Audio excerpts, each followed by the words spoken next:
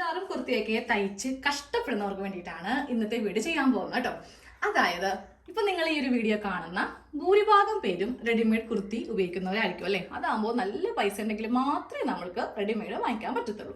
അത് ഒന്നാമത്തെ കാറ്റഗറി. രണ്ടെന്ന് പറയുന്നത് നിങ്ങൾ എന്ത് ചെയ്യും, പുറത്ത് കൊണ്ടേ തയ്പ്പിക്കും. തയ്യക്കാശ് അറിയാലോ, ഒരു സാധാ കുർത്തി തയ്ക്കുന്നതിന് വരെ നല്ല ചാർജാണ് ഇപ്പോൾ വരുന്നത്. ഇനി മൂന്നാമത്തെ കാറ്റഗറി സ്വന്തമായിട്ട് തയ്ക്കും. ഈ സ്വന്തമായിട്ട് തയ്ക്കണമെങ്കിൽ ആദ്യമേ തുണി മേടിക്കണം, പിന്നെ അതിൻ്റെ കട്ടിങ് സ്റ്റിച്ചിങ് കഷ്ടപ്പെട്ട് മെനക്കെട്ട് തയ്ച്ച് കഴിയുമ്പോഴാണെങ്കിലോ അവിടെ ശരിയായില്ല ഇവിടെ ശരിയായില്ല, ഇട്ട് കഴിയുമ്പോൾ ആകെ ഒരു എന്താ പറയുക, ഒരു ഭംഗി നമ്മൾക്ക് തോന്നില്ല അല്ലേ. അപ്പോൾ ഞാനിന്ന് ചെയ്യാൻ പോകുന്നത് തയ്ച്ച് കഷ്ടപ്പെടാൻ എനിക്ക് മനസ്സില്ല.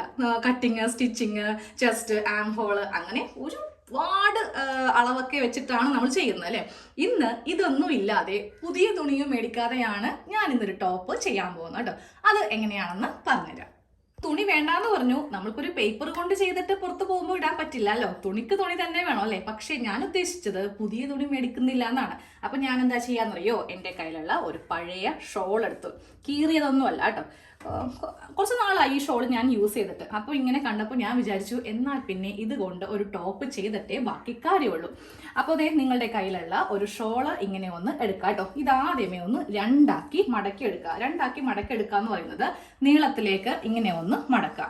അത് കഴിയുമ്പോൾ നമ്മൾക്ക് നേരെ ഇത് ഇങ്ങനെ ഒന്ന് മടക്കി എടുക്കുക കേട്ടോ.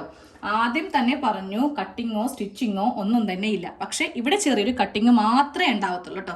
സാധാരണ ഒരു ടോപ്പ് നമ്മൾക്ക് ചെയ്യണമെങ്കിൽ ലെങ്ത്ത്, അതിനെ കൂടെ തയ്യൽ തുമ്പ്, പിന്നെ shoulder, chest, arm hole, waste, hip, ഇങ്ങനെ കുറേ അത് കഴിയുമ്പോൾ സ്ലീവ് ഇങ്ങനെ കുറേ ഉണ്ടാവും. പക്ഷെ ഇതിൽ അങ്ങനെയൊന്നും ഉണ്ടാവില്ല കേട്ടോ. അതുപോലെ മടക്കിയിട്ട് കൊടുത്തിട്ടുണ്ട്. ഇനി ഇതിൽ വരുന്ന ഒരു അളവെന്ന് പറയുന്നത് ഞാൻ ദേ ഇവിടെ നിന്ന് ഒരു 3 ഇഞ്ച് ഇങ്ങനെ ഒന്ന് മാർക്ക് ചെയ്ത് കൊടുത്തു.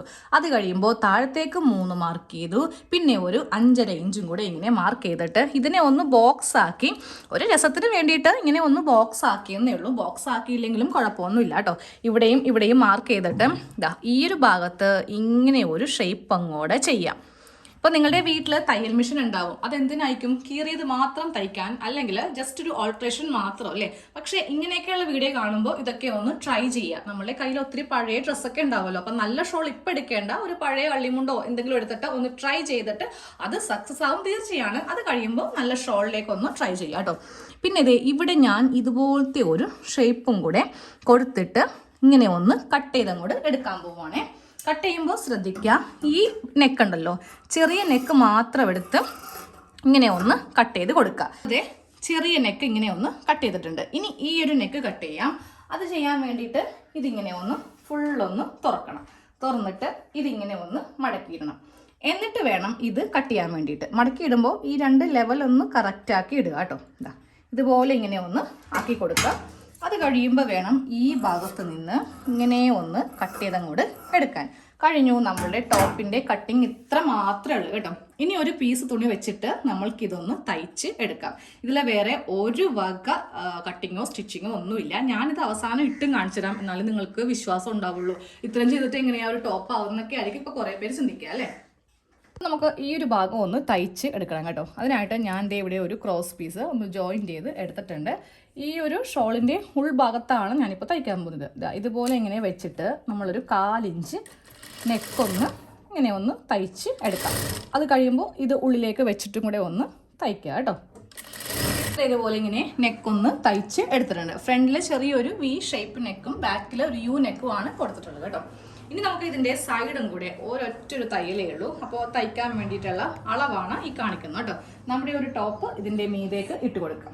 മീതേക്ക് എന്ന് പറയുമ്പോൾ ഏറ്റവും മുകളിലായിരിക്കണം ഇതിങ്ങനെ കൊടുക്കേണ്ടത്.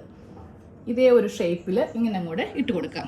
ഇങ്ങനെ ഇട്ട് കൊടുക്കുമ്പോൾ നമുക്ക് ഈ ഒരു ഭാഗം ഉണ്ടല്ലോ, ഈ സ്ലീവും ടോപ്പും കൂടെ വന്നിരിക്കുന്ന ഭാഗം, ഇവിടെ നിന്ന് ഇങ്ങനെ അങ്ങോട്ടൊന്ന് താഴത്തേക്കൊന്ന് മാർക്ക് ചെയ്ത് കൊടുക്കാം. എന്നിട്ട് ഇവിടെ വരെ വെച്ചിട്ട് അത് നിർത്തുക. അത് കഴിയുമ്പോൾ തൊട്ടിപ്പുറയും ഈ ഒരു ഭാഗത്തു നിന്ന് ഇങ്ങനെ അങ്ങോട്ട് മാർക്ക് ചെയ്ത് താഴത്തേക്ക് ഇങ്ങനെ ഒന്ന് കൊടുക്കാം. അപ്പോൾ ഇങ്ങനെ ഒന്ന് മാർക്ക് ചെയ്ത് കൊടുത്തിട്ടുണ്ട്.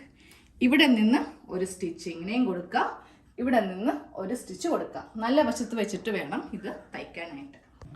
അപ്പോൾ നമുക്കിതൊന്ന് തയ്ക്കാം കേട്ടോ. ഈ ഭാഗത്തു നിന്നാണ് തയ്യൽ തുടങ്ങേണ്ടത്. ഈ ഷോളിൻ്റെ ഈ 2 അറ്റം കറക്റ്റ് ലെവലാണോ എന്ന് ചെക്ക് ചെയ്തിട്ട് വേണം തയ്ക്കാൻ വേണ്ടിയിട്ട്. അപ്പോൾ അതാ ഞാനിവിടെ വെച്ചിട്ട് ഒന്ന് കെട്ടിട്ട് കൊടുക്കുന്നത് നല്ലതായിരിക്കും, അല്ലെങ്കിൽ ആ സ്റ്റിച്ച് അഴിഞ്ഞു പോകും. എന്നിട്ട് നമ്മുടെ ബോഡി ഷേപ്പ് അനുസരിച്ചിട്ട് താഴത്തേക്ക് 2 തുണി തയ്ക്കുന്നതിൻ്റെ തൊട്ട് അടിയിലുണ്ടാവണം കേട്ടോ. നമ്മൾ സാധാരണ ഉള്ളിൽ വെച്ചിട്ടല്ലേ നല്ല വശത്തേക്ക് എടുക്കുക. ഇതിപ്പോൾ നേരെ നല്ല വശത്തു നിന്നാണ് ഇങ്ങനെ ഒന്ന് സ്റ്റിച്ച് കൊടുക്കുന്നത്. അപ്പോൾ അതേ നമ്മുടെ ടോപ്പ് റെഡി ആയിട്ടുണ്ട് കേട്ടോ. സൈഡിൽ ഒരൊറ്റൊരു സ്റ്റിച്ച് മാത്രം കൊടുത്താൽ മതി. സ്ലീവ്സ് ഒക്കെ നല്ല ഭംഗിയായിരിക്കും കാണാനായിട്ട്.